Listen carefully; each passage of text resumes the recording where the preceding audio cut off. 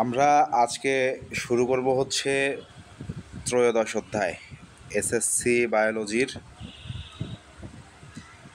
অধ্যায় 13 জীবের পরিবেশ। এখান থেকে বেসিক আমাদের একটু জানতে হবে। প্রথমে আমরা চলে আসি সালোক সংশ্লেষণ সম্পর্কে জানতে হবে। কি সম্পর্কে জানতে হবে? সালোক সংশ্লেষণ সম্পর্কে। এখন এই সালোক সংশ্লেষণ কিভাবে হয় এবং সালোক সংশ্লেষণ প্রক্রিয়ায় কি তৈরি হয়, এই বেসিকটা আমাদের ক্লিয়ার থাকা লাগবে। এটা আমরা আগে বহুবার পড়ছি, তারপরেও আজকে একটু সংক্ষেপে ব্রিফ করি। সালোক সংশ্লেষণে আকাশ থেকে কি আসে রে?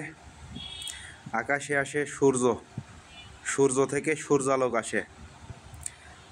তারপরে আমরা দেখি বাতাস থেকে কি আসে? বাতাস থেকে আসে কার্বন ডাই অক্সাইড। আর চলে আসি মাটি থেকে কি যায়? মাটি থেকে যায় হচ্ছে পানি, H2O। তাইলে এই তিনটা জিনিস হচ্ছে সালোক সংশ্লেষণ হওয়ার জন্য আমাদের প্রয়োজন হয়। সূর্যালোক, কার্বন ডাই অক্সাইড আর হচ্ছে পানি।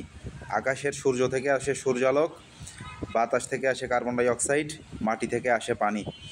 এই কয়টা জিনিস মাটি থেকে শেকড়ের মাধ্যমে পাতায় যায় পানি, বাতাস থেকে পত্ররন্ধ্রের মাধ্যমে কার্বন ডাই অক্সাইড পাতায় প্রবেশ করে এবং সূর্যের আলো এসে পাতায় পড়ে। পাতায় মেসোফিল টিস্যুতে এরা সবাই যায় যে ওই জায়গাটাতে রান্না করা হয়, খাবার রান্না হয়। তাইলে এই খাবার রান্নার প্রক্রিয়াটাই হচ্ছে কি? সালোক সংশ্লেষণ। সালোক সংশ্লেষণ প্রক্রিয়ায় কী ধরনের খাদ্য তৈরি হয় হচ্ছে শর্করা জাতীয় খাদ্য। কী ধরনের খাদ্য? শর্করা জাতীয় খাদ্য। শর্করার আরেকটা নাম কি? শর্করার ইংরেজি নাম হচ্ছে কার্বোহাইড্রেট। আমি সংক্ষেপে লিখলাম। তাহলে শর্করার আরেকটা নাম আমরা জানি কার্বোহাইড্রেট। তাহলে শর্করা বা কার্বোহাইড্রেট জাতীয় খাদ্য তৈরি হয়। তবে এই শর্করা বা কার্বোহাইড্রেট তৈরি হওয়ার সময় এর সাথে সাথে আরেকটা জিনিসও উৎপন্ন হয়, সেটা হচ্ছে অক্সিজেন। আরেকটা কি উৎপন্ন হয়? অক্সিজেন। তাহলে মেইন জিনিস হচ্ছে শর্করা জাতীয় খাদ্য। তাহলে খাদ্য তৈরি হওয়ার সময় আমাদের যেরকম রান্না করার সময় ধোঁয়া ওঠে, ঠিক গাছেও শর্করা জাতীয় খাদ্য তৈরি হওয়ার সময় এখানে কী নির্গত হয়? অক্সিজেন নির্গত হয়। এই জন্য অক্সিজেনকে বলা হয় মেইন প্রোডাক্ট। কোনটা মেইন প্রোডাক্ট? হচ্ছে শর্করা। তাহলে সালোক সংশ্লেষণের মেইন প্রোডাক্ট হচ্ছে খাবার, শর্করা, আর অক্সিজেনের সাথে সাথে উৎপন্ন হয়, এই জন্য এটাকে বলা হয় বাই প্রোডাক্ট। তাহলে সালোক সংশ্লেষণের বাই প্রোডাক্ট কোনটা? অক্সিজেন। এতটুকু আমাদের সালোক সংশ্লেষণের বেসিক গেল। আমাদের প্রথমেই এই সম্পর্কে একটু বলা আছে, এগুলো আমরা আর পড়ব না। এই জায়গাটাতে কিছু কথা বলা আছে আর কি। এই যে বাস্তুতন্ত্রের ভেতর সালোক সংশ্লেষণ কই থেকে কি আসলো এবং উপজাত, বাই প্রোডাক্টেরই বাংলাটা হচ্ছে উপজাত। এই যে এখানে লিখে দেওয়া আছে, দেখে নিবা। তাহলে উপজাত হিসেবে অক্সিজেন গ্যাস উৎপন্ন হয়। এখন আমরা পড়ব মূলত বাস্তুতন্ত্র। কি পড়ব? বাস্তুতন্ত্র। জানতে হবে। কখনো কখনো পরীক্ষায় বাস্তুতন্ত্র না বলে বাংলায় লিখে দিবে ইকোসিস্টেম, রস্বই কয়কার, ইকোসিস্টেম। তাহলে ইকোসিস্টেম কী বা ইকোসিস্টেম বলতে কি বুঝো? এইভাবে বাস্তুতন্ত্র উল্লেখ না করে ইকোসিস্টেমও লিখতে পারে। এই জন্য আমাদের ইংরেজিটা জানতে হবে। এখন বাস্তুতন্ত্র বা ইকোসিস্টেম কি, এটার সংজ্ঞা এখানে লিখে দেওয়া আছে। নোটটা আমি তোমাদের প্রোভাইড করব, নোট দেখে দেখে লিখে নিবা। আমরা একটু দেখি ইকোসিস্টেম বা বাস্তুতন্ত্র কাকে বলতেছে। এই ইকোসিস্টেম বা বাস্তুতন্ত্র কোনো একটা প্রাকৃতিক পরিবেশে হবে। কোথায় হবে? প্রাকৃতিক পরিবেশ।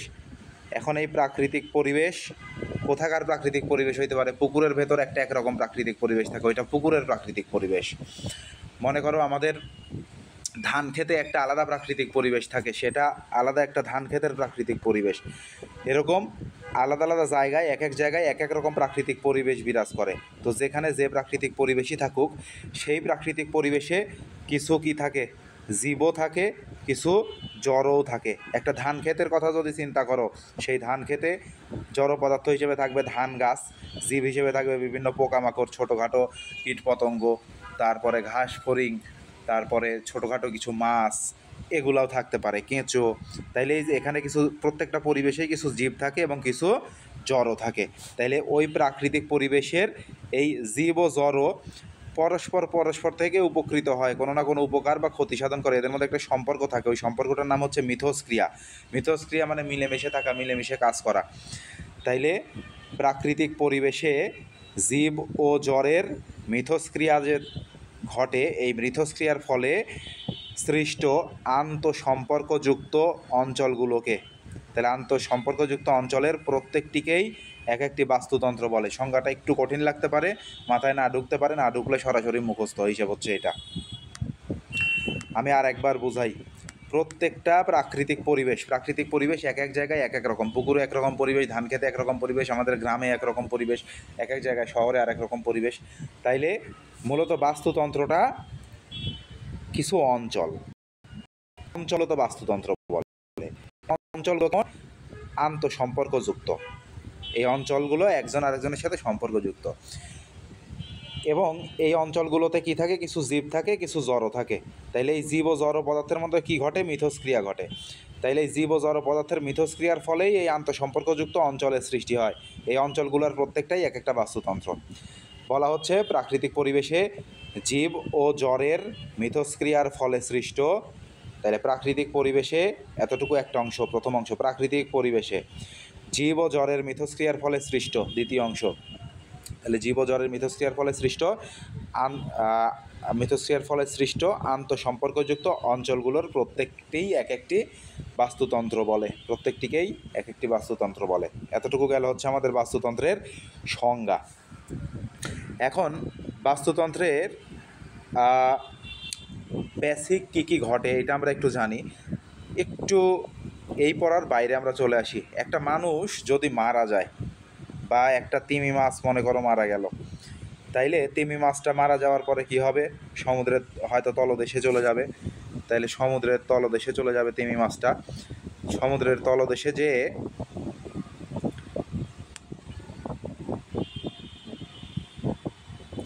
তাইলে সে সমুদ্রের তলদেশে যে কাদার সাথে মিশে যাবে এই জায়গাটাতে। এখানে কাদার ভেতর যে অণুজীব আছে, বিভিন্ন অণুজীবের মধ্যে কারা থাকে, অণুজীবের মধ্যে থাকে ব্যাকটেরিয়া, আর হচ্ছে ছত্রাক, ফাঙ্গাস, বিএফ থাকে। বিতে ব্যাকটেরিয়া, এফতে ফাঙ্গাস। বিএফ পচা, মনে রাখবা, বিএফের কাজই হচ্ছে পচানো। তাইলে ব্যাকটেরিয়ার ফাঙ্গাস কী করবে, মৃতদেহগুলোকে পচায়। কে পচায়, বিএফ ব্যাকটেরিয়া, এফতে ফাঙ্গাসের বাংলা ছত্রাক। ফাঙ্গাসও থাকতে পারে অপশনে, ছত্রাকও থাকতে পারে অপশনে। তাহলে এরা যে পচায়, যারা পচাইতে সাহায্য করে, তাদেরকে বলা হয় বিয়োজক। পচানোর আরেকটা নাম হচ্ছে বিয়োজন ঘটানো। তাহলে যারা বিয়োজন ঘটায় তাদেরকে বলা হয় বিয়োজক। তাহলে বিয়োজক হিসেবে কে কাজ করে, বিতে বিয়োজক, বিতে বিএফ, বিতে ব্যাকটেরিয়া, এফতে ফাঙ্গাস বা ছত্রাক। তাইলে এই গেল হচ্ছে আমাদের বেসিক। আমরা চলে আসবো বাস্তুতন্ত্রের উপাদানসমূহ। খাতা কলম বের করো, হেডলাইন দাও বাস্তুতন্ত্রের উপাদানসমূহ। এক কাজ করো, খাতার তোমার হচ্ছে যে পাশাপাশি দুইটা পেজ নাও, পাশাপাশি, অর্থাৎ তোমার লেফট সাইডেও ফাঁকা পেজ থাকবে, রাইট সাইডেও ফাঁকা পেজ থাকবে, দুই পেজ মিলে এক পেজের মতো করে করো। তার মানে আমাদের অনেক কিছু লিখবো এই দুই পেজে, এই জন্য দুই পেজ একসাথে এক পেজের মতো করো।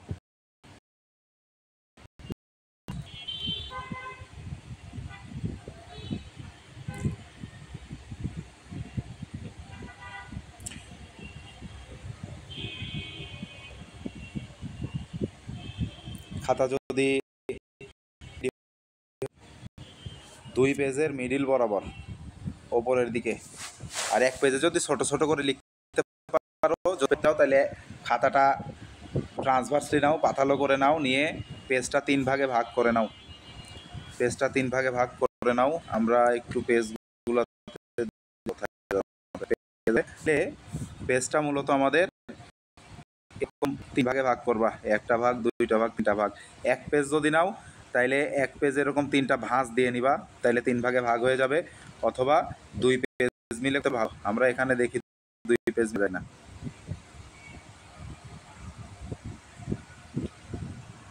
তাইলে একদম ওপরে পেজের মিডিল বরাবর একদম ওপরে হেডলাইন দাও বাস্তুতন্ত্রের উপাদান। তোমরা উপাদান সমূহ বাস্তুতন্ত্রের উপাদানসমূহ।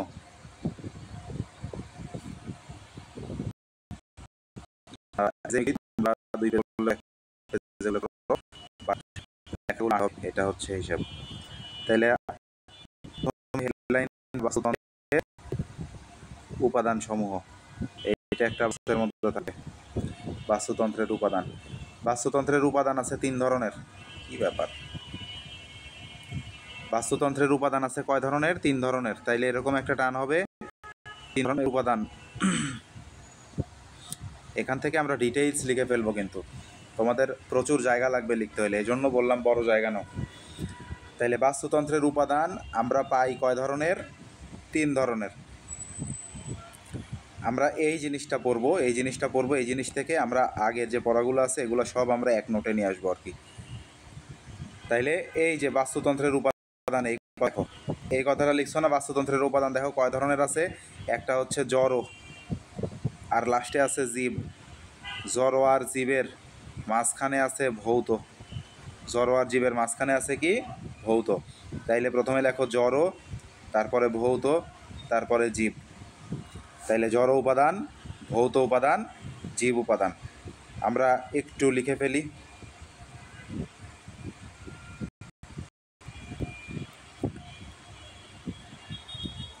তাইলে এখানে আমরা কি কি পাবো? প্রথমে পাবো জড় উপাদান, এরপরে পাবো ভৌত উপাদান, এরপরে পাবো জীব উপাদান। তাইলে আমরা আলাদা আলাদা করে শেষ করব। আমি এখন যা কিছু লিখবো তোমরা এই জড়র নিচে লিখবা আর কি, জড় বরাবর। আমার যেহেতু জায়গা কম, আমি সবগুলো মুছে দিয়ে এখন জড় উপাদান সম্পর্কে তোমাদের লিখবো। এরপরে ভৌত সম্পর্কে আলাদাভাবে বলবো, জীব সম্পর্কে আলাদাভাবে লিখবো। তোমরা জড় সম্পর্কে যখন লিখবো জড়র নিচে নিচে লিখবা, যখন ভৌত সম্পর্কে বলবো তখন ভৌতর নিচে নিচে লিখবা, যখন জীব সম্পর্কে লিখবো তখন তোমরা জীবের নিচে নিচে লিখবা। তাইলে আমরা প্রথমে চলে আসি জড় সম্পর্কে। তাইলে এখন আমরা যা কিছু করব এটা হচ্ছে কি সম্পর্কে? জড় উপাদান সম্পর্কে। তাইলে এটা বক্স করো তোমরাও, এগুলোও বক্স করবা, এই 3টাও বক্স থাকবে, জড়, জীব আর ভৌত। তাইলে জড় উপাদানের মধ্যে আমরা আগে বুঝি, তারপরে আমরা কি কি লিখবো সেটার হিসেব। প্রথমেই আমরা চলে আসি জড় উপাদান হিসেবে কি থাকতে পারে। প্রথমে এই যে বইয়ের এই জায়গাটাতে, তাইলে দেখো যে বাস্তুতন্ত্রের উপাদানের মধ্যে 3টা প্রধান উপাদান। তাহলে প্রধান উপাদান কয়টা? 3টা। একটা জীব, একটা জড়, আর একটা হচ্ছে ভৌত। ভৌতটা মূলত পরিবেশ। তাহলে ভৌত উপাদানটা পরিবেশ বা আমাদের জলবায়ু এবং আবহাওয়া, এটা ভৌত উপাদান হিসেবে কাজ করে। আমরা একটু দেখি জড় উপাদানটা আমরা আগে শেষ করে আসি। তাইলে জড় উপাদান কি কি কাজে ব্যবহৃত হয়? জড় উপাদান বাস্তুতন্ত্রে কি কাজে হেল্প করে? একটা বাসস্থান তৈরিতে, তার মানে যে সকল জীব এই বাস্তুতন্ত্রে থাকবে তাদের থাকার জায়গা, এই বাসস্থান দিবে, বাসস্থান তৈরি করবে। এর সাথে জীবের বেঁচে থাকার জন্য অক্সিজেন লাগে, অক্সিজেন দিবে আর পুষ্টি দিবে। তাহলে কয়টা জিনিস দেয় জড় উপাদান? বাসস্থান দেয়, অক্সিজেন দেয়, পুষ্টি দেয়। এরপরে আমরা চলে আসি জড় উপাদান 2 ভাগে ভাগ করা হয়। 2 ভাগে ভাগ করা হয় জড় উপাদানকে। কয় ভাগে ভাগ করা হয়? 2 ভাগে। একটা হচ্ছে অজৈব আর হচ্ছে জৈব। তাহলে জড় বস্তু বলা হয়, এই জন্য এগুলোকে বলা হচ্ছে অজৈব বস্তু, আর বলা হচ্ছে জৈব বস্তু। তাহলে কয় ভাগে ভাগ করতেছি আমরা? 2 ভাগে। একটা অজৈব বস্তু আর জৈব বস্তু। অজৈব বস্তুর মধ্যে মনে রাখবা খালি খনিজ পদার্থ। তাহলে খনিজ পদার্থগুলো অজৈব বস্তু হিসেবে কাজ করে। খনিতে আমরা কি কি পাই? Calcium, potassium, iron, nitrogen, oxygen, carbon dioxide. তাহলে এই যে কেমিক্যাল প্রোডাক্ট, এইগুলা হচ্ছে ইনঅর্গানিক ম্যাটার বা অজৈব বস্তু হিসেবে কাজ করবে। তাইলে অজৈব বস্তু মনে রাখতে হবে খনিজ পদার্থ। খনিজ পদার্থ কোনগুলা? রাসায়নিক উপাদানগুলা, কেমিক্যাল প্রোডাক্টগুলা। Calcium, potassium, iron, nitrogen, oxygen, carbon dioxide. ঠিক আছে? এখন আমরা চলে আসি জৈব বস্তু। জৈব বস্তু মানে কি? জৈব কথাটা কই থেকে আসছে? জীব থেকে আসছে। তাহলে জৈব বস্তু কই থেকে সৃষ্টি হবে? জীব থেকে সৃষ্টি হবে। কি থেকে সৃষ্টি হবে? জীব থেকে সৃষ্টি হবে। এখন জীব মানে কি? জীব মানে উদ্ভিদ এবং প্রাণী। জীব মানে আমরা জানি উদ্ভিদ এবং প্রাণী। উদ্ভিদ প্রাণীকে একসাথে কি বলা হয়? জীব বলা হয়। তাহলে আমরা জানি জৈব বস্তু কই থেকে আসবে, জীব থেকে আসবে, মানেই উদ্ভিদ এবং প্রাণী থেকে আসবে। তাহলে উদ্ভিদ এবং প্রাণীর বর্জ্য পদার্থ এবং এদের মৃতদেহ থেকে যে দেখো উদ্ভিদ এবং প্রাণীর বর্জ্য পদার্থ মানে কি, প্রস্রাব পায়খানা এবং এদের মৃতদেহ, এগুলা মাটির সাথে মিশে যাবে। মাটির সাথে আমরা অনেক সময় আমরা দেখি যে কোনো গাছের নিচে যদি কোনো মরা মাছ বা মরা মুরগি আমরা পুঁতে রাখি, ওই গাছটা একটা সময় যে অনেক জোর করে, কারণ কি এগুলা তখন জৈব সার হয়ে যায়। এই যে মৃতদেহগুলো বা গাছের গোড়ায় আমরা গোবর দিই, বর্জ্য পদার্থ দিই, তাহলে এই যে গোবর বা বর্জ্য পদার্থ, মৃতদেহ, এরা মাটির সাথে মিশে যায়। যে মাটিটা গঠন করে সেই মাটিটাকে বলা হয় হিউমাস। কি বলা হয়? হিউমাস। হিউমাস মূলত একটা পুষ্টিকর মাটি যেখানে জীবের বর্জ্য পদার্থ অথবা মৃতদেহ মিশ্রিত আছে। তাহলে হিউমাসের মধ্যে প্রধান উপাদান কি কি পাওয়া যায়? ইউরিয়া পাওয়া যায়, আর যেসব উদ্ভিদ আর প্রাণীর মৃতদেহ আছে, মৃতদেহের বিভিন্ন অংশ, কোষ, টিস্যু, অঙ্গ, তার মানে উদ্ভিদ এবং প্রাণীর কোষ, টিস্যু, অঙ্গ এগুলো থাকে। তাহলে হিউমাসে দুইটা জিনিস পাই, একটা ইউরিয়া আর আরেকটা উদ্ভিদ প্রাণীর কোষ, টিস্যু, অঙ্গ। ঠিক আছে? তার মানে জৈব বস্তু সম্পর্কে আমাদের শুধু মনে রাখতে হবে কাকে, কোন নামটা মনে রাখতে হবে? মনে রাখতে হবে হচ্ছে হিউমাস। কি মনে রাখতে হবে? মনে রাখতে হবে হচ্ছে হিউমাস। তাহলে এই যে হিউমাস কথাটা মনে রাখলে আমরা লিখতে পারবো। তাহলে হিউমাসের উপাদান কি? দুই ধরনের উপাদান পাই, একটা ইউরিয়া আর উদ্ভিদ প্রাণীর কোষ, টিস্যু, অঙ্গ। তাহলে এইটা উদ্ভিদের জন্য ওই যে সার হয়ে যায় মাটিতে মিশে, এই জন্য এটা উদ্ভিদের জন্য অনেক বেশি পুষ্টিকর। উদ্ভিদ চাষে এই জন্য কী দিতে হয়? জৈব সার দিতে হয়। আর কিছু কিছু প্রাণীও এই হিউমাস সমৃদ্ধ মাটি বেশি পছন্দ করে। বিভিন্ন ধরনের কেঁচো, তারপরে আমাদের ফসলের জন্য উপকারী বেশ কিছু কীটপতঙ্গ বংশ বিস্তার করে, জন্ম লাভ করে। আমরা পড়তেছিলাম হচ্ছে কি, আর পড়তেছিলাম হচ্ছে বাস্তুতন্ত্রের উপাদানের মধ্যে আমরা এখন পড়লাম হচ্ছে জড় উপাদান। কোন উপাদান? জড় উপাদান। আমরা যে লিখছিলাম পেজে চলে এসেছি। পেজে আমরা শুরু করছিলাম হচ্ছে জড় উপাদান। জড় উপাদান। তাইলে জড় উপাদানের মধ্যে জড় উপাদানের মধ্যে কয়েকটা পয়েন্ট লেখো নিচে নিচে, এভাবে আমি একটা একটা করে বলি, একটা একটা করে লেখো। প্রথমে লেখো যে এরা কী করে। প্রথমে লেখো যে জড় উপাদানগুলো জীবকে বাসস্থান, অক্সিজেন এবং পুষ্টির যোগান দেয়। জড় উপাদানগুলো জীবকে বাসস্থান, অক্সিজেন এবং পুষ্টি যোগান দেয়। প্রথম লাইন লেখো, জড় উপাদান জীবকে বাসস্থান, অক্সিজেন এবং পুষ্টির যোগান দেয়। এরপরে পরের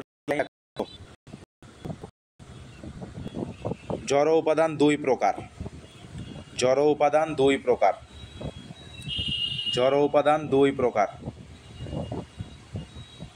দুই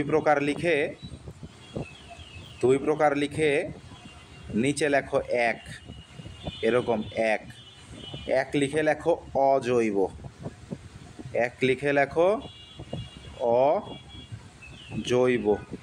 অজৈব দিয়ে এরকম কোলন দাও।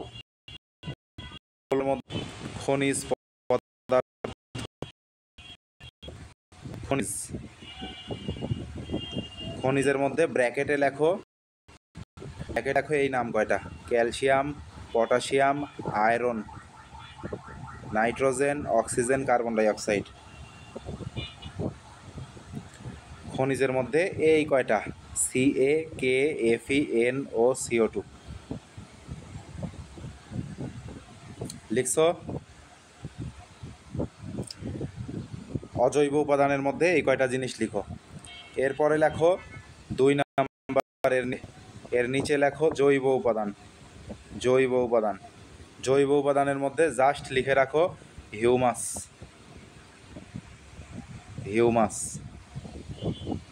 জৈব উপাদানের মধ্যে লিখে রাখো হিউমাস।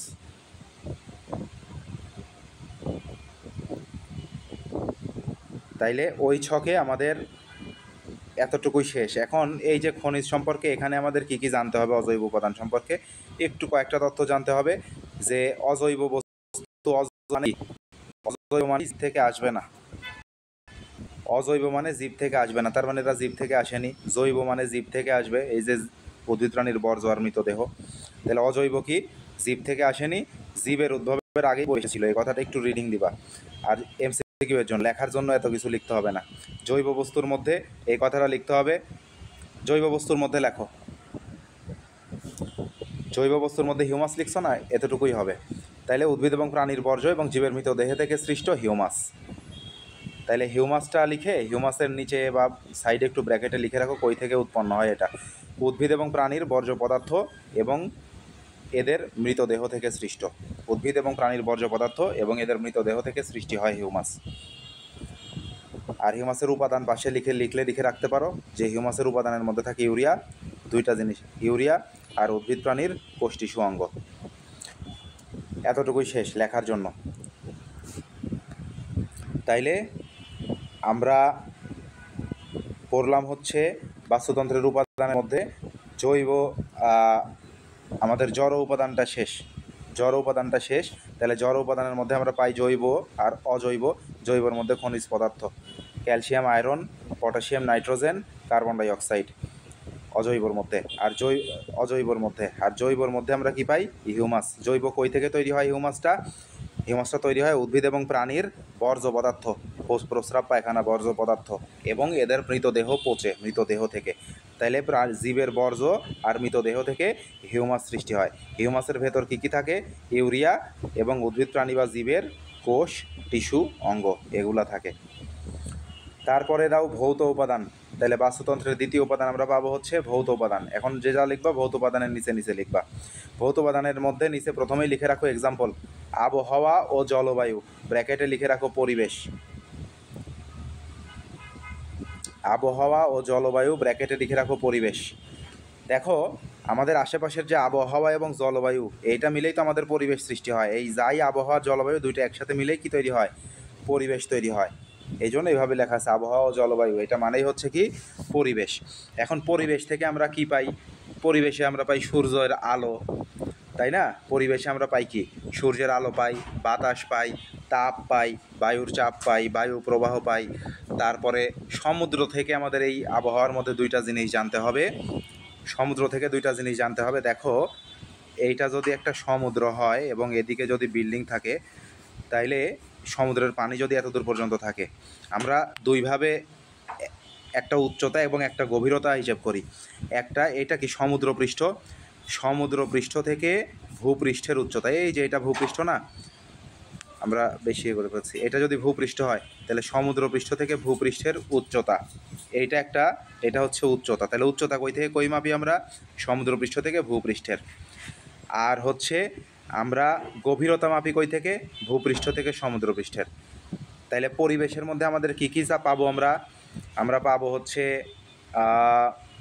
সূর্যালোক পাবো, পানি পাবো, তাপ পাবো, বায়ু প্রবাহ পাবো, বাতাসের চাপ পাবো, তারপরে তোমার হচ্ছে সমুদ্রপৃষ্ঠ থেকে ভূপৃষ্ঠের উচ্চতা পাবো, ভূপৃষ্ঠ থেকে সমুদ্রপৃষ্ঠের গভীরতা পাবো। এই ঘটনাগুলো আমাদের পরিবেশের ভেতরে থাকবে, এই ঘটনাগুলো আমাদের পরিবেশের ভেতরে থাকবে। আমরা একটু পরিবেশটা দেখে ফেলি। কি পরিবেশের ভেতরে এই জায়গাটাতে ভৌত উপাদান লিখলা, ভৌত উপাদানের নিচে লিখলা হচ্ছে এক্সাম্পল আবহাওয়া জলবায়ু, এর নিচে লিখবা এরপরে যেগুলো বলবো। এর নিচে লেখো হচ্ছে, প্রথমে আমরা চলে আসি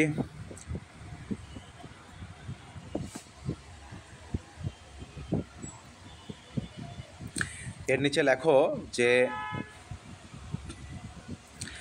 আবহাওয়া ও জলবায়ুর উপাদান। তাইলে ওই এক্সাম্পল লিখছিলাম, ওইটার নিচে লেখো আবহাওয়া ও জলবায়ুর উপাদান। আবহাওয়া ও জলবায়ুর উপাদান। আবহাওয়া ও জলবায়ু গঠন করে ভৌত উপাদান। এখন এই আবহাওয়া ও জলবায়ুর মধ্যে কি কি আছে এইটা আমাদের জানতে হবে। তাহলে আবহাওয়া ও জলবায়ুর উপাদান লেখো, লিখে এই যে এই ঘটনাগুলো লেখো। প্রথমে এখানে কিন্তু একটু প্যাঁচিয়ে লেখা আছে, আমি যেভাবে বলি সেভাবে লেখো। তাইলে প্রথমে লিখলা কি? আবহাওয়া ও জলবায়ুর উপাদান। উপাদান লিখে এরকম একটা কোলন দাও, কোলন দিয়ে নিচে হচ্ছে 1 2, এভাবে 3, এভাবে নাম্বারিং করে লেখো। প্রথমে লেখো সূর্যালোক কুইক। তারপরে লেখো তাপমাত্রা। তারপরেরগুলো সব দেখবা বাতাস রিলেটেড। তারপরের 3টা বাতাস রিলেটেড। তাইলে বায়ুতে জলীয় বাষ্পের পরিমাণ, তারপরে লেখো বায়ুর চাপ, তারপরে লেখো বায়ু প্রবাহ। 3টা বায়ু রিলেটেড। তাইলে প্রথমে লিখলা সূর্যালোক, তারপরে লিখলা তাপমাত্রা, তারপর বায়ুতে জলীয় বাষ্পের পরিমাণ, বায়ুর চাপ, বায়ু প্রবাহ। এতটুকু লেখা হইলে তারপরের লাইনটা আমি যেভাবে ভেঙে বুঝাইলাম ওই ভেঙে লেখো ভূপৃষ্ঠ হতে সমুদ্রপৃষ্ঠের গভীরতা। তাইলে প্রথমে লিখছিলা সূর্যালোক, তারপরে লিখছিলা তাপমাত্রা, তারপরে বায়ুতে জলীয় বাষ্পের পরিমাণ, তারপরে বায়ুর চাপ, তারপরে বায়ু প্রবাহ, তারপরে ভূপৃষ্ঠ হতে সমুদ্রপৃষ্ঠের গভীরতা, তারপর লেখো সমুদ্রপৃষ্ঠ হতে ভূপৃষ্ঠের উচ্চতা। একটা ভূপৃষ্ঠ হতে সমুদ্রপৃষ্ঠের গভীরতা আর একটা সমুদ্রপৃষ্ঠ হতে ভূপৃষ্ঠের উচ্চতা। এগুলা হচ্ছে আবহাওয়া। এগুলা মিলে আবহাওয়া এবং জলবায়ু গঠন করে। আবহাওয়া এবং জলবায়ু গঠন করে আমাদের পরিবেশ।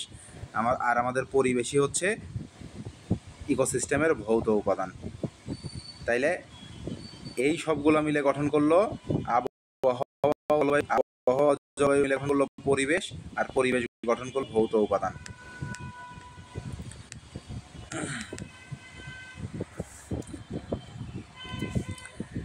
তাইলে আমরা পড়ে ফেললাম হচ্ছে, প্রথমে পড়ছিলাম জড় উপাদান সম্পর্কে আমাদের শেষ, ভৌত উপাদান সম্পর্কে শেষ। তাইলে ভৌত উপাদানের মধ্যে আমরা পেলাম আবহাওয়া, জলবায়ু ইত্যাদি। এখন চলে আসি সবচেয়ে ইম্পর্টেন্ট জীব উপাদান। যদি ওই জায়গায় জায়গা না থাকে তাহলে জীব উপাদানটা আলাদা একটা পৃষ্ঠায় লেখো, ওই পৃষ্ঠায় জায়গা না থাকলে। কারণ এখানে আমাদের উৎপাদকের ভেতরে কিছু তথ্য লেখা লাগবে, খাদকগুলোর ভেতরে কিছু তথ্য লেখা লাগবে, বিয়োজকগুলোর ভেতরে কিছু তথ্য লেখা লাগবে।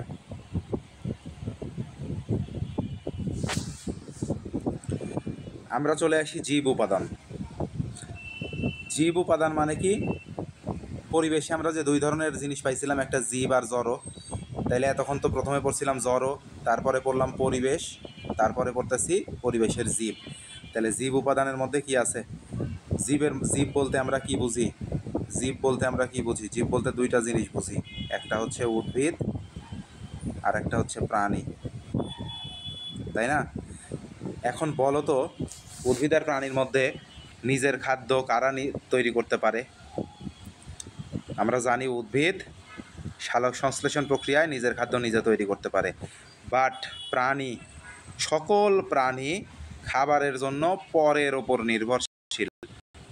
নির্ভরশীল এবং বলা হয় প্রত্যক্ষ বা পরোক্ষভাবে উদ্ভিদের ওপর নির্ভরশীল। পৃথিবীতে যদি উদ্ভিদ না থাকে কোনো প্রাণী বেঁচে থাকবে না। কারণ আমাদের যত ধরনের খাবার আছে সব খাবার উৎপাদনের জন্য কোনো না কোনোভাবে উদ্ভিদ দায়ী। উদ্ভিদ না থাকলে প্রাণীকুল টিকে থাকতে পারবে না।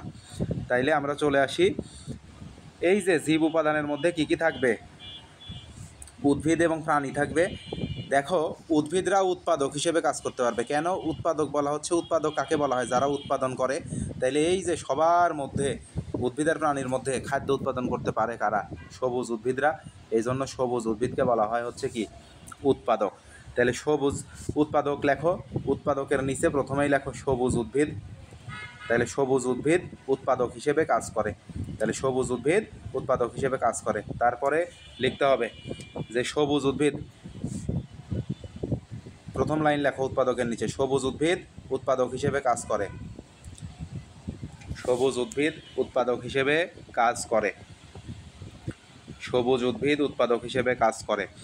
এরপর দ্বিতীয় লাইনে লেখো সবুজ উদ্ভিদ সালোক সংশ্লেষণ প্রক্রিয়ায়।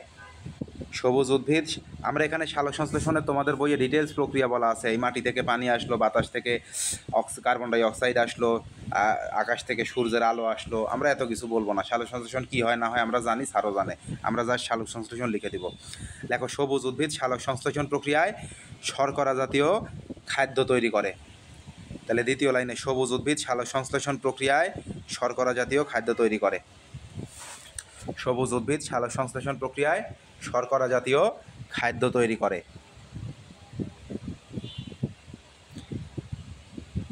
এখন এই যারা নিজের খাদ্য নিজে তৈরি করতে পারে, যারা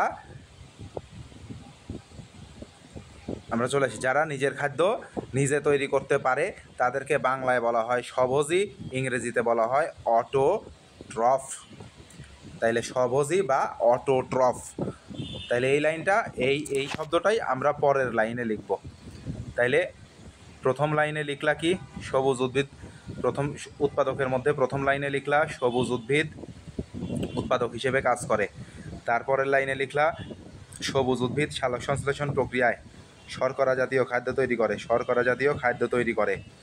এর সাথেই লেখো যেহেতু এরা নিজে তৈরি করতে পারে, যেহেতু এরা নিজের খাদ্য নিজে তৈরি করতে পারে, এজন্য এদেরকে স্বভোজী বা অটোট্রফ বলে। যেহেতু এরা নিজের খাদ্য নিজে তৈরি করতে পারে, যেহেতু এরা নিজের খাদ্য নিজে তৈরি করতে পারে, তাই এদেরকে স্বভোজী বা অটোট্রফ, এই যে স্বভোজী বা অটোট্রফ, এই যে স্বভোজী বা অটোট্রফ বলে।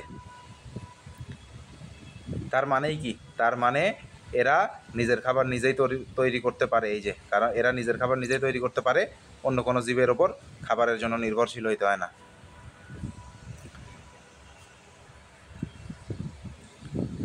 এতটুকু হয়েছে কি না?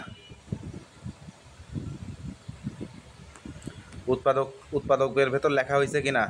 আবার রিপিট করতে হবে, আরেকবার রিপিট করি আমি। প্রথম লাইনে লিখবা সবুজ উদ্ভিদ উৎপাদক হিসেবে কাজ করে। দ্বিতীয় লাইনে লিখবা সবুজ উদ্ভিদ সালোক সংশ্লেষণ প্রক্রিয়ায় শর্করা জাতীয় খাদ্য তৈরি করে। যেহেতু এরা নিজের খাদ্য নিজেই তৈরি করতে পারে, তাই এদেরকে স্বভোজী বা অটোট্রফ বলে। এতটুকুই উৎপাদক সম্পর্কে। সবচেয়ে ইম্পর্টেন্ট খাদক সম্পর্কে। যদি জায়গা না থাকে শুধু খাদকটুকুই এক পৃষ্ঠায় লিখতে পারো। খাদকের সম্পর্কে আমরা একদম ডিটেইলস জানতে হবে খাদক সম্পর্কে।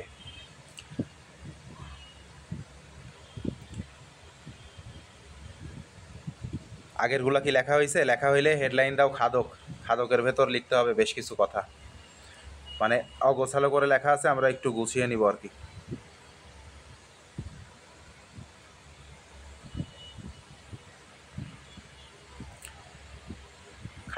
খাদক হেডলাইন দিছ? হেডলাইন দিলে ওকে। খাদকের মধ্যে লেখো যে ছোট বড় প্রাণী খাদক হিসেবে কাজ করে। ছোট বড় প্রাণীরা খাদক হিসেবে কাজ করে।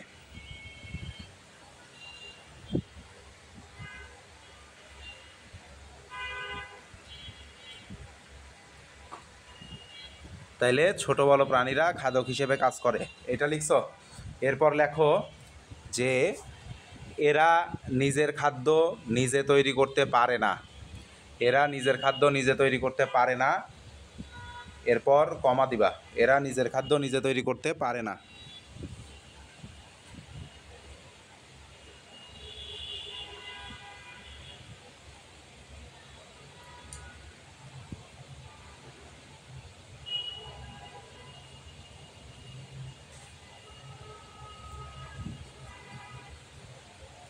লিখছ? এরা নিজের খাদ্য নিজে তৈরি করতে পারে না। খাদ্যের জন্য প্রত্যক্ষ বা পরোক্ষভাবে উদ্ভিদের ওপর নির্ভরশীল। খাদ্যের জন্য প্রত্যক্ষ বা পরোক্ষভাবে উদ্ভিদের ওপর নির্ভরশীল।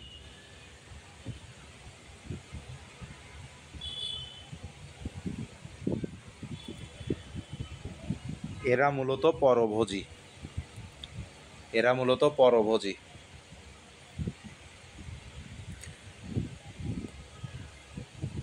এতটুকু লিখছ?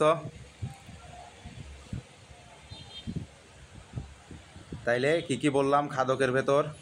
প্রথমে বললাম যে ছোট বড় প্রাণী খাদক হিসেবে কাজ করে। এরা নিজের খাদ্য নিজে তৈরি করতে পারে না। খাদ্যের জন্য এরা প্রত্যক্ষ বা পরোক্ষভাবে সবুজ উদ্ভিদের ওপর নির্ভরশীল। সবুজ উদ্ভিদের ওপর নির্ভরশীল। তাইলে এরা মূলত পরভোজী। এরপরে লেখো, এরপরের পয়েন্টে লেখো যে খাদককে তিনটি স্তরে ভাগ করা হয়। খাদককে তিনটি স্তরে ভাগ করা হয়। লিখবা খাদককে তিনটি স্তরে ভাগ করা হয়। খাদককে তিনটি স্তরে ভাগ করা হয়। তার নিচে লিখবা এক প্রথম স্তরের খাদক। প্রথম স্তরের খাদক। প্রথম স্তরের খাদক লেখার পর এরকম একটা কোলন দিবা। প্রথম স্তরের খাদক,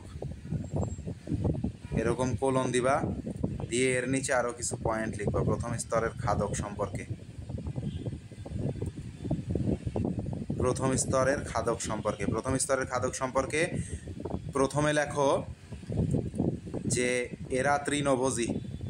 এরা তৃণভোজী। তৃণভোজীর ব্র্যাকেটে লিখবা হার্বিভোরাস। এই যে এই কথাটা, এই BIVOROUS। তাহলে প্রথমে লিখলা প্রথম স্তরের খাদক, তারপরে কোলন দিলা, লিখলা তৃণভোজী, তারপরে লিখলা হার্বিভোরাস।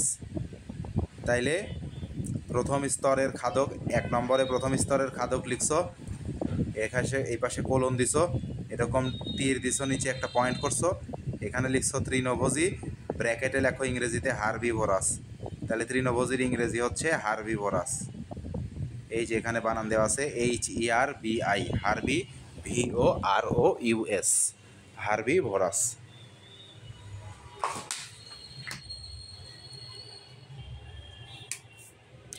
লেখা হয়েছে এতটুকু।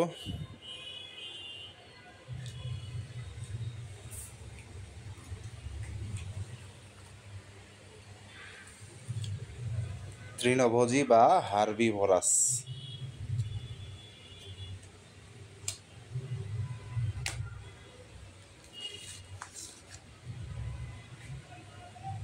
লিখছ?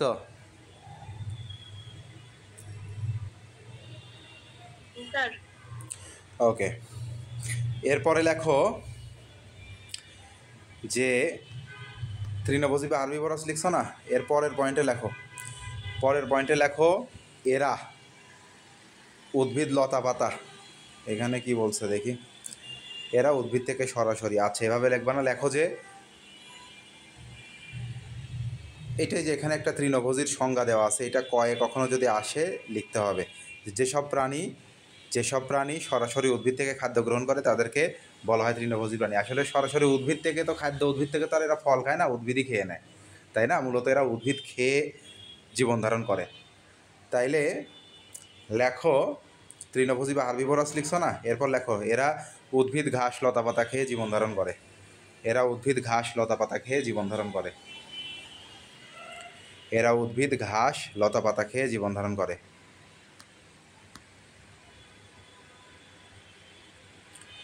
উদ্ভিদ ঘাস লতাপাতা খেয়ে জীবন ধারণ করে। এরপরে উদাহরণ লেখো। উদাহরণের মধ্যে এই যে এই উদাহরণগুলো লিখবা। ঘাস ফড়িং কিন্তু ঘাস খেয়ে বাঁচে। মুরগি দেখবা বাসায় ছোট একটা চারা গাছ লাগাইছো, ঠোকায়া পাতা খেয়ে ফেলছে।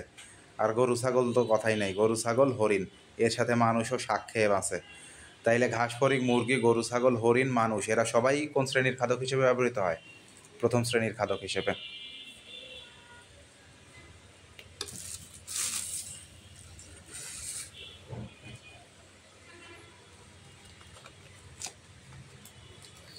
এতটুকু হইলে আমাকে একটু কনফার্ম করো যে লেখা হয়েছে।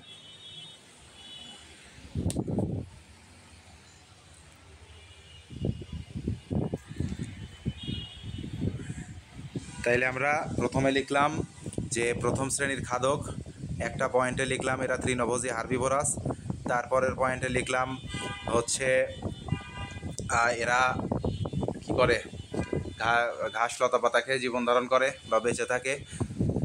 আর হচ্ছে খাদ্যের জন্য এরা সবুজ উদ্ভিদের উপর নির্ভরশীল। উদাহরণগুলো আমরা লিখে দিলাম: ঘাস ফড়িং, মুরগি, গরু, ছাগল, হরিণ, মানুষ। উদাহরণগুলো খুবই ইম্পর্টেন্ট, উদাহরণগুলো মিস দেওয়া যাবে না। তারপরে লেখো একইভাবে 2 নম্বর দিবা।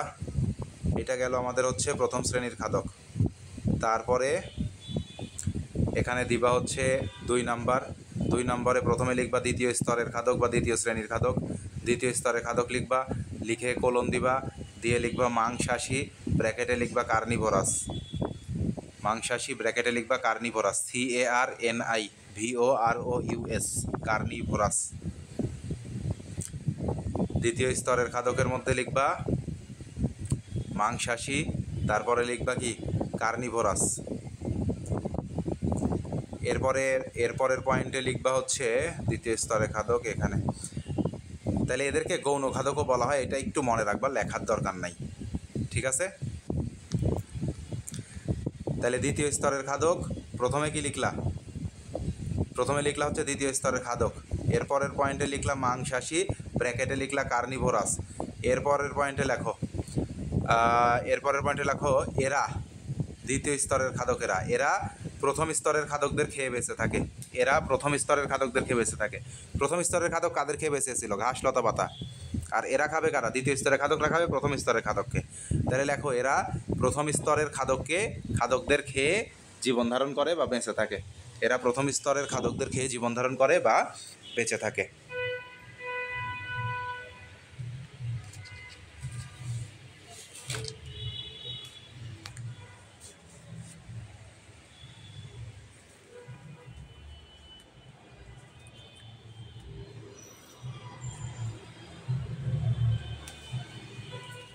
লিখছো?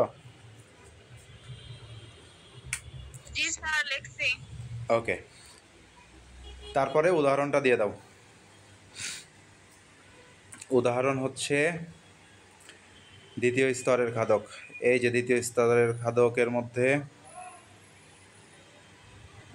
কে কে আছে? ব্যাঙ, শিয়াল, বাঘ। তাহলে দ্বিতীয় স্তরের খাদকের মধ্যে লেখা হচ্ছে ব্যাঙ, শিয়াল, বাঘ। এই যে ব্যাঙ, শিয়াল, বাঘ দ্বিতীয় শ্রেণীর খাদক বা দ্বিতীয় স্তরের খাদক।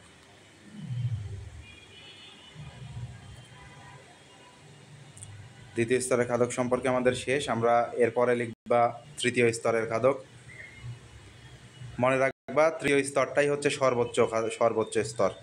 এখানে হুদাই সর্বোচ্চ খাদক আলাদা করে লিখছে, এটার কোনো দরকার নাই। তৃতীয় স্তরের খাদক অথবা ব্র্যাকেটে অথবা দিয়া সর্বোচ্চ স্তরের খাদক বা সর্বোচ্চ শ্রেণীর খাদক লিখবা, দুইটা একই কথা।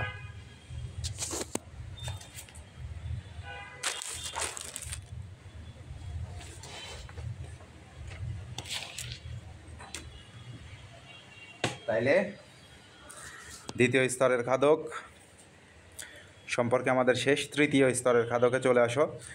তৃতীয় স্তরের খাদক কারা হবে? যারা দ্বিতীয় স্তরের খাদকদের খেয়ে বেঁচে থাকবে। তার মানে ব্যাপারটা এরকম: প্রথম স্তরের খাদক গাছপালা খেয়ে বাঁচবে।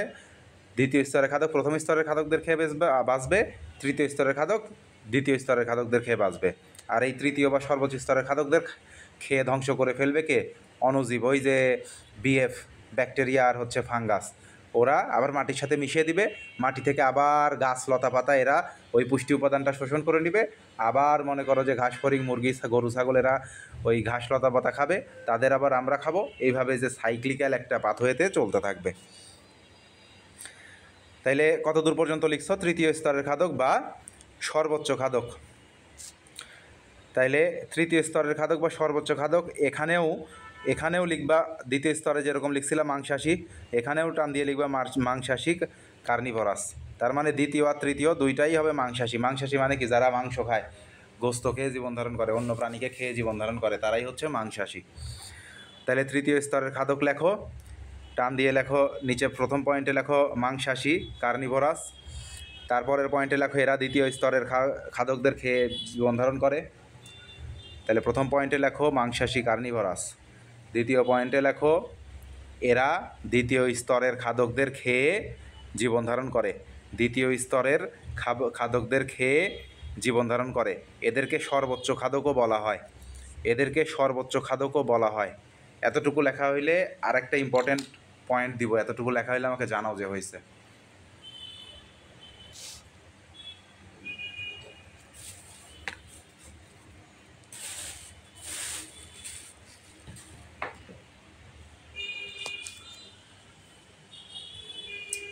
ধরতে পারছো না বলতে হবে আবার?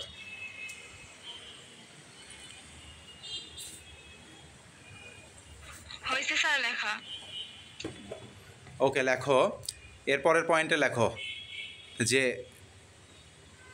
তৃতীয় স্তরের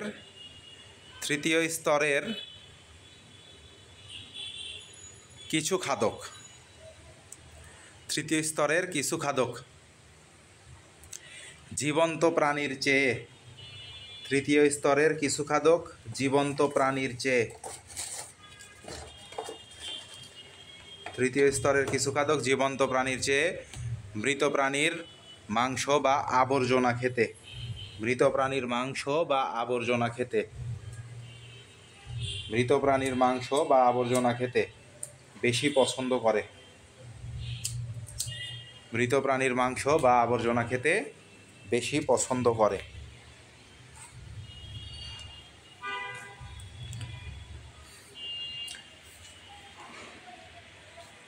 এদেরকে, এই যে এই কথাটুকু, এই যে এই কথাটুকু যে তৃতীয় শ্রেণীর কিছু খাদক, আমরা বলছি তৃতীয় শ্রেণীর কিছু খাদক জীবন্ত প্রাণীর চেয়ে মৃত প্রাণীর মাংস বা আবর্জনা খেতে বেশি পছন্দ করে। এরপর বলবা এদেরকে আবর্জনাভুক, ধাঙর বা স্ক্যাভেঞ্জার বলে। এদের আবর্জনাভুক, ধাঙর বা স্ক্যাভেঞ্জার বলে। এদের আবর্জনাভুক, ধাঙর বা স্ক্যাভেঞ্জার বলে।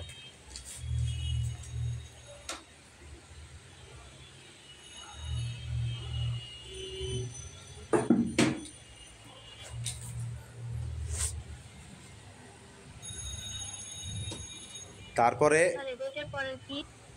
হ্যাঁ,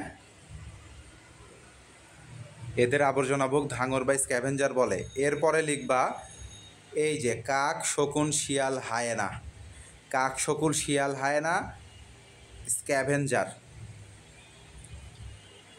কাক, শকুন, শিয়াল, হায়েনা এরা স্ক্যাভেঞ্জার হিসেবে এবং তৃতীয় শ্রেণীর খাদক হিসেবেও কাজ করে। অথবা উদাহরণ দিয়ে এদের নাম দিয়ে দিলে হবে, কাক, শকুন, শিয়াল, হায়েনা। এই লাইনটা কিভাবে লিখলে ভালো হয় বলো তো? এটা লেখো যে কাক, শকুন, শিয়াল, হায়েনা ইত্যাদি স্ক্যাভেঞ্জারের পাশাপাশি অথবা ইত্যাদি ধাঙরের পাশাপাশি সাপ, ময়ূর, বাঘ, সাপ, ময়ূর, বাঘ ইত্যাদি তৃতীয় শ্রেণীর খাদক হিসেবে কাজ করে। লাস্ট লাইন এভাবে লেখো, লাস্ট লাইন যা লিখছো আগে কাটো, কেটে আবার লেখো। কাক, শকুন, শিয়াল, হায়েনা, কাক, শকুন, শিয়াল, হায়েনা ইত্যাদি স্ক্যাভেঞ্জারের পাশাপাশি, ইত্যাদি স্ক্যাভেঞ্জারের পাশাপাশি কাক, শকুন, শিয়াল, হায়েনা ইত্যাদি স্ক্যাভেঞ্জারের পাশাপাশি সাপ, ময়ূর, বাঘ, সাপ, ময়ূর, বাঘ তৃতীয় বা সর্বোচ্চ শ্রেণীর খাদক হিসেবে কাজ করে, তৃতীয় বা সর্বোচ্চ শ্রেণীর খাদক হিসেবে কাজ করে, তৃতীয় বা সর্বোচ্চ শ্রেণীর খাদক হিসেবে কাজ করে। এরপরে আরেকটা লাইন লিখবা,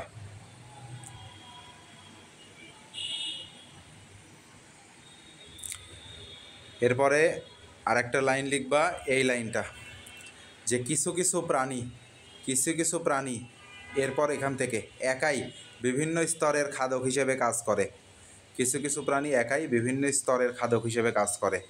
যেমন মানুষ একাই তৃণভোজী এবং মাংসাশী। তাহলে মানুষ কোন কোন শ্রেণীর খাদক হবে বলো তো? তৃণভোজী হইলে হবে কি? প্রথম শ্রেণীর খাদক। তৃণভোজী মানে তৃণ মানে ঘাস, লতা পাতা, শাকসবজি খায়, তাহলে তৃণভোজী মানে প্রথম শ্রেণীর খাদক। আর মাংসাশী মানে কি? তৃতীয় শ্রেণীর খাদক হিসেবে কাজ করবে মানুষ মূলত। দ্বিতীয় শ্রেণীও যদিও মাংসাশী, মানুষ কাজ করে তৃতীয় শ্রেণীর মধ্যে। তাইলে যে উদাহরণের মধ্যে আমরা এখানে আলাদা করে লিখে দিছি, দেখো যে প্রথম শ্রেণী আর তৃতীয় শ্রেণী দুইটার মধ্যেই কি আছে? মানুষ আছে। তাইলে প্রথম শ্রেণী আর তৃতীয় শ্রেণী, তৃতীয় শ্রেণীর মধ্যে তাইলে কী কী পেলাম দেখো? তৃতীয় শ্রেণীর মধ্যে পেলাম সাপ, ময়ূর, বাঘ, তারপরে পেলাম স্ক্যাভেঞ্জার কিছু, স্ক্যাভেঞ্জার কে কাকশকুন শিয়াল হায়না, এর সাথে হচ্ছে অমনিভোরাস কাকে পেলাম মানুষ। যারা একই সাথে তৃণভোজী এবং মাংসাশী তাদেরকে বলা হয় অমনিভোরাস। তাইলে মানুষ কোনটা, হার্বিভোরাস না কার্নিভোরাস না অমনিভোরাস? মানুষ হচ্ছে অমনিভোরাস। দেখো তিনটা শব্দ পাইছি আমরা। হার্বিভোরাস, হার্বিভোরাস মানে কি, হার্ব খেয়ে বাঁচে। হার্ব মানে হচ্ছে গুল্ম জাতীয় উদ্ভিদ, ছোট ছোট উদ্ভিদ। তাইলে হার্বিভোরাস মানে হচ্ছে তৃণভোজী, কার্নিভোরাস মানে মাংসাশী, আর অমনিভোরাস, অমনিভোরাস মানে তৃণও খায় মাংসও খায়, দুইটাই যারা খায় তারা হচ্ছে অমনিভোরাস। এরপরে আমরা চলে আসি লাস্ট, বিয়োজক। লাস্ট হচ্ছে বিয়োজক। বিয়োজকের মধ্যে একবারে সংক্ষেপে লিখবো, যে বিএফ, বিয়োজকের মধ্যে বিএফ মনে রাখবা। বিএফটা কি? বিএফ হচ্ছে ব্যাকটেরিয়ার ফাঙ্গাস। এরা মূলত কি, অণুজীব, খালি চোখে দেখা যায় না, অণুবীক্ষণ যন্ত্রে দেখতে হয়, এজন্য এরা অণুজীব। তাইলে অণুজীবের বিয়োজকের মধ্যে কি, বিয়োজকের ইংরেজি নামটা জানতে হবে, ডিকম্পোজার। তাইলে ওই যে কম্পোস্ট সার আমরা বলি না, কোনো প্রাণী মাটিতে পুঁতে রেখে, প্রাণীর মৃতদেহ মাটিতে পুঁতে রেখে বা উদ্ভিদের লতা পাতা কেটে কেটে মাটি চাপা দিয়ে রেখে যে সার তৈরি করা হয়, এগুলাকে যে ডিকম্পোস্ট সার বলা হয়। তাইলে ডিকম্পোজ মানে হচ্ছে বিয়োজক। তাইলে ব্যাকটেরিয়া, ছত্রাক, এরা ডিকম্পোজার বা বিয়োজক হিসেবে কাজ করে। তাইলে এরা মৃতদেহ, এই যে উদ্ভিদ এবং প্রাণীর বর্জ্য আর মৃতদেহ থেকে এরা খাদ্য গ্রহণ করে। তাইলে কি খেয়ে বেঁচে থাকে? প্রাণীর বর্জ্য আর মৃতদেহ খেয়ে বেঁচে থাকে এরা। তাইলে এই যে এইসব বর্জ্য এবং মৃতদেহ এরা কী করে, মাটি এবং পানির সাথে মিশিয়ে দেয়। মিশিয়ে দেওয়ার পরে সেই মাটি এবং পানি থেকে উদ্ভিদ আবার এদেরকে খাদ্য হিসেবে গ্রহণ করে। এই অণুজীবগুলোকেই বলা হয় বিয়োজক, বা বাংলায় একটা কথা বলা আছে এখানে, পরিবর্তক। এই পরিবর্তক কথাটা মনে রাখতে হবে। পরিবর্তক দিয়ে যদি প্রশ্ন দিয়ে দেয়, বুঝতে পারো যেন বিয়োজককেই চাচ্ছে। তাহলে বিয়োজকের মধ্যে কী কী লিখবা, কিছু লেখার দরকার নাই, একদম সংক্ষেপে লেখো যে ব্যাকটেরিয়া, ছত্রাক ইত্যাদি অণুজীব বিয়োজক হিসেবে কাজ করে। ব্যাকটেরিয়া, ছত্রাক ইত্যাদি অণুজীব বিয়োজক হিসেবে কাজ করে। ব্যাকটেরিয়া, ছত্রাক ইত্যাদি অণুজীব বিয়োজক হিসেবে কাজ করে। দ্বিতীয় পয়েন্টে লেখো, এরা এরা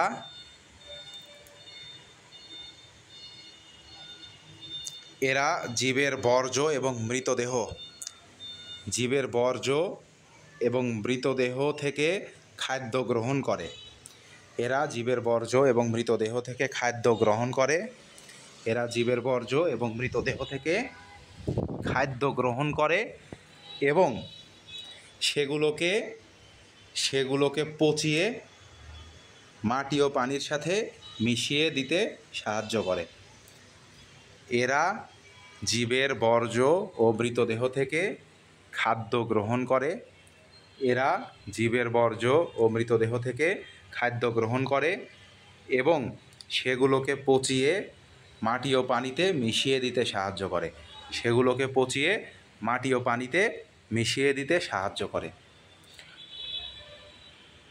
এতটুকু হয়েছে কি?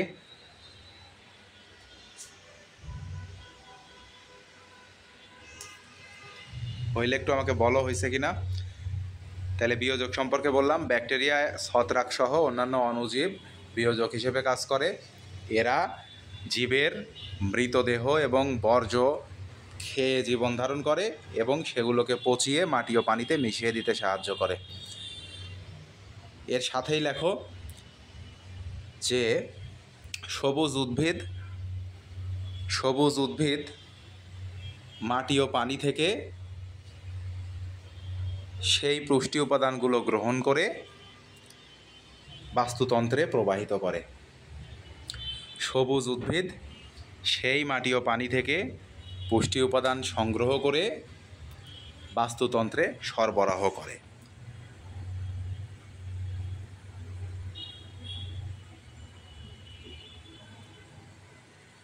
এতটুকুই। কারো কোনো সমস্যা আছে কিনা, বা লিখতে পারো না এরকম আছে নাকি?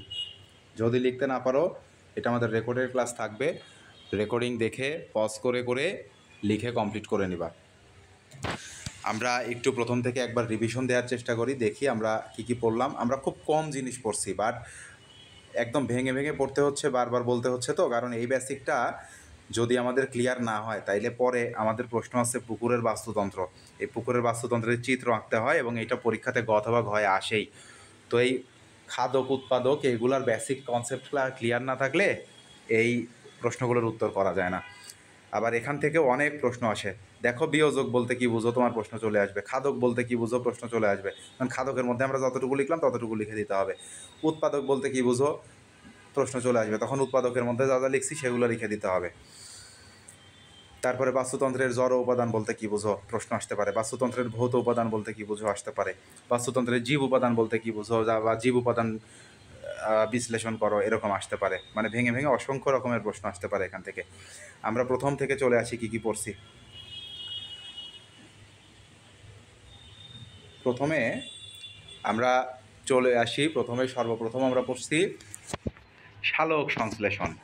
তাহলে সালোক সংশ্লেষণ আমরা জানি যে হচ্ছে এই যে বাতাস থেকে কার্বন ডাই অক্সাইড আসবে, মাটি থেকে পানি আসবে, আর আকাশ থেকে আসবে সূর্যালোক। সূর্যালোক এসে সালোক সংশ্লেষণ প্রক্রিয়ায় তৈরি হবে মূলত কার্বোহাইড্রেট বা শর্করা জাতীয় খাদ্য। এই সময় অক্সিজেন ত্যাগ করবে, এই অক্সিজেনটা বাই প্রোডাক্ট বা উপজাত হিসেবে তৈরি হবে সালোক সংশ্লেষণের সময়। এরপরে আমরা পড়ছি যে বাস্তুতন্ত্র বা ইকোসিস্টেম কাকে বলে। বাস্তুতন্ত্র বা ইকোসিস্টেম প্রাকৃতিক পরিবেশে জীব ও জ্বরের মিথস্ক্রিয়ার ফলে সৃষ্ট আন্তঃসম্পর্কযুক্ত অঞ্চলগুলোর প্রত্যেকটাকেই এক একটা বাস্তুতন্ত্র বা ইকোসিস্টেম বলে। এরপরে আমরা পড়ছি বাস্তুতন্ত্রের উপাদান। বাস্তুতন্ত্রের উপাদান আমরা চলে আসি। বাস্তুতন্ত্রের প্রধান উপাদান কয়টি? বাস্তুতন্ত্রের প্রধান উপাদান হচ্ছে 3টি। একটা হচ্ছে জীব উপাদান, মাঝখানে আছে ভৌত উপাদান, আর একটা জড় উপাদান। তাহলে জড় প্রথমে, তারপরে ভৌত, তারপরে জীব। প্রথমে আমরা চলে আসি জড় উপাদান। জড় উপাদান কী কী কাজ করে? বাসস্থান প্রোভাইড করে, অক্সিজেন প্রোভাইড করে, পুষ্টি প্রোভাইড করে। এটা দুই ভাগে ভাগ করা হয়, অজৈব উপাদান আর হচ্ছে জৈব উপাদান। অজৈব উপাদান আর জৈব। এই যে অজৈব আর জৈব। অজৈবর মধ্যে আছে কি? খনিজ পদার্থ, potassium, calcium, iron, nitrogen, oxygen, carbon dioxide, এগুলা। আর জৈব উপাদানের মধ্যে কি আছে? হিউমাস। হিউমাস কই থেকে তৈরি হয়? উদ্ভিদ প্রাণীর বর্জ্য আর মৃতদেহ থেকে তৈরি হয়। তাহলে হিউমাসে কী কী থাকে? ইউরিয়া থাকে, আর উদ্ভিদ প্রাণীর কোষ্ঠী সুঅঙ্গ থাকে। তাহলে এটা গেল হচ্ছে আমাদের জড় উপাদান। এরপর আমরা চলে আসি ভৌত উপাদান। ভৌত উপাদান মানে আমরা জানি আবহাওয়ার জলবায়ু। আবহাওয়ার জলবায়ু মিলে তৈরি করে আমাদের পরিবেশ। আবহাওয়ার জলবায়ুর উপাদানগুলো মিলে তৈরি করে কি? পরিবেশ। এখন আবহাওয়ার জলবায়ুর কী কী উপাদান আছে? উপাদানের মধ্যে প্রথমে আসি আবহাওয়াতে সূর্যালোক আছে, তারপরে সূর্যের আলো থেকে তাপ তৈরি হয়, তাপমাত্রা আছে। এরপর আছে বাতাস। বাতাসে গিয়ে থাকে জলীয় বাষ্প থাকে, বাতাসের একটা চাপ আছে, চাপ থাকে, বায়ু প্রবাহিত হয়, বায়ু প্রবাহ। তাহলে জলীয় বাষ্পের পরিমাণ, বায়ুর চাপ, বায়ু প্রবাহ। আর আরেকটা ভূপৃষ্ঠ থেকে সমুদ্রপৃষ্ঠের গভীরতা। ভূপৃষ্ঠ ওপরে, সমুদ্রপৃষ্ঠ নিচে। ভূপৃষ্ঠতে সমুদ্রপৃষ্ঠের কি? গভীরতা।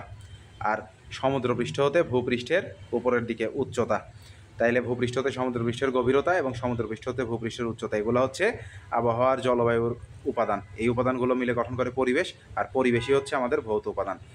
এরপরে আমরা চলে আসি জীব উপাদান। জীব উপাদানকে বলা হয় সক্রিয় উপাদান। খুবই ইম্পর্টেন্ট। এতগুলো উপাদান আছে, তার মধ্যে লিভিং কম্পোনেন্ট, বেঁচে থাকা, এজন্য এদেরকে বলা হয় সক্রিয় উপাদান। সক্রিয় উপাদান কয় প্রকার? 3 প্রকার। একটা আছে উৎপাদক, একটা আছে খাদক, আর একটা আছে বিয়োজক। আমরা চলে আসি উৎপাদক। উৎপাদক কারা? সবুজ উদ্ভিদ। সবুজ উদ্ভিদ কী করে? সালোক সংশ্লেষণ করে কার্বোহাইড্রেট তৈরি করে। এরা নিজের খাদ্য নিজে তৈরি করতে পারে, এই জন্য এদেরকে স্বভোজী বা অটোট্রফ বলা হয়। এরপর আমরা চলে আসি খাদক। খাদক আছে। খাদক হিসেবে কারা কাজ করে? ছোট বড় প্রাণীরা খাদক হিসেবে কাজ করে। তাহলে উদ্ভিদ উৎপাদক, আর প্রাণীরা হচ্ছে খাদক আর বিয়োজক। তাইলে খাদক হিসেবে ছোট বড় প্রাণীরা তোমার কাজ করে। তাইলে এরা নিজের খাদ্য নিজে তৈরি করতে পারে না। খাবারের জন্য কার উপর নির্ভরশীল? উদ্ভিদের উপর নির্ভরশীল, প্রত্যক্ষ বা পরোক্ষভাবে। এই জন্য এদেরকে বলা হয় পরভোজী। এখন এদের মধ্যে যারা উদ্ভিদ থেকে খাদ্য গ্রহণ করে তাদেরকে বলা হয় তৃণভোজী, ইংরেজিতে হার্বিভোরাস। হার্বিভোরাসের মতো আর কী কী আছে? কার্নিভোরাস, CAR দিয়ে কার্নিভোরাস। কার্নিভোরাস মানে মাংসাশী। আর আরেকটা আছে অমনিভোরাস। অমনিভোরাসের উদাহরণ হচ্ছে মানুষ। তাইলে অমনিভোরাস মানে এরা উদ্ভিদও খায়, তার মানে শাক খায় না মানুষ, শাকও খায়, আবার গোস্তও খায়, মুরগির গোশত, গরুর গোশত খায়। এদেরকে বলা হয় অমনিভোরাস। অমনিভোরাসের উদাহরণ কোনটা? মানুষ। তাইলে উদ্ভিদ খায় যারা, তাদেরকে বলা হয় তৃণভোজী। এরা হচ্ছে প্রথম শ্রেণীর খাদক। প্রথম শ্রেণীর খাদকের মধ্যে ঘাসফড়িং, মুরগি, গরু, ছাগল, হরিণ এবং মানুষ। ঠিক আছে, এই গেল হচ্ছে প্রথম শ্রেণীর খাদক।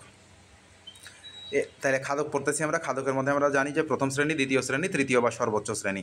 আমরা চলে আসি দ্বিতীয় শ্রেণীর খাদক। দ্বিতীয় শ্রেণীর খাদককে গৌণ খাদকও বলা হয়। এরা যারা প্রথম শ্রেণীর খাদককে খেয়ে বেঁচে থাকে, তারা হচ্ছে দ্বিতীয় শ্রেণীর খাদক। এদের মধ্যে কি আছে? ব্যাঙ, শিয়াল, বাঘ। এরপরে চলে আসি তৃতীয় শ্রেণীর খাদক। এরাও দ্বিতীয় শ্রেণীর খাদকও মাংসাশী। দ্বিতীয় শ্রেণীর খাদকও কি মাংসাশী, তৃতীয় শ্রেণীর খাদকও কি মাংসাশী, কার্নিভোরাস। তাহলে এদেরকে তৃতীয় শ্রেণীর বা সর্বোচ্চ শ্রেণীর খাদকও বলা হয়। তৃতীয় শ্রেণীর মধ্যে একটি স্পেশাল গ্রুপ রয়েছে যে বিশেষ শ্রেণীর খাদক, তৃতীয় শ্রেণীর মধ্যেই পড়ে এরা। বিশেষ শ্রেণীর খাদক, এদেরকে ধাঙর বা স্ক্যাভেঞ্জার বলা হয়। উদাহরণ হচ্ছে কাক, শকুন, শিয়াল, হায়না। আর এর সাথে তৃতীয় শ্রেণীতে আর কে আছে? সাপ, ময়ূর, বাঘ, মানুষও আছে। সাপ, ময়ূর, বাঘ, মানুষ। তাহলে মানুষ এখানে কী হিসেবে কাজ করে? অমনিভোরাস হিসেবে কাজ করে। এরপরে আমরা চলে আসি বিয়োজক। বিয়োজক হিসেবে কাজ করে বিএফ, ব্যাকটেরিয়ার, ফাঙ্গাস বা ছত্রাক। এরা অতি ক্ষুদ্র অণুজীব। এরা মৃতদেহ এবং বর্জ্য পদার্থ থেকে খাদ্য গ্রহণ করে বেঁচে থাকে এবং এগুলোকে মাটি এবং পানির সাথে মিশিয়ে দেয়। পরবর্তীতে তোমার মাটি এবং পানি থেকে পুষ্টি উপাদান নেয় হচ্ছে আমাদের সবুজ উদ্ভিদ এবং এটা বাস্তুতন্ত্রে প্রবাহিত করে। তাইলে এই অণুজীবগুলোকে বাংলায় পরিবর্তক বলা হয়, বিয়োজক বা পরিবর্তক। এটা আমাদের জানতে হবে। এতটুকুতে কারো কোনো সমস্যা আছে নাকি? আমাকে একটু ক্লিয়ার করো। হইলে আমরা আজকে বেসিক এতটুকুতেই শেষ করব। কালকে আমরা পুকুরের বাস্তুতন্ত্র থেকে আরও সামনে আগাবো। কারো কোনো সমস্যা আছে থাকলে মাইক্রোফোন অন করে বলতে পারো। আগামীকালকে তোমাদের ক্লাস অফ থাকবে। শুক্রবারে তোমাদের পরীক্ষা আছে। বায়োলজি 12 অধ্যায়ের ওপর পরীক্ষা হবে। আমি প্রশ্ন দিয়ে দিব। প্রশ্ন দেখি, প্রশ্ন করার পর হয়তো হট টপিকস তোমাদের জানিয়ে দিতে পারি যে কোথায় কোথায় থেকে প্রশ্ন হতে পারে এরকম। আর এই তো, কারো কোনো প্রশ্ন আছে কিনা বলো। আচ্ছা, তাইলে আমরা আজকের ক্লাস এখানেই শেষ করি। আল্লাহ হাফেজ, ধন্যবাদ সবাইকে। আচ্ছা, সালাম। ওয়ালাইকুম আসসালাম।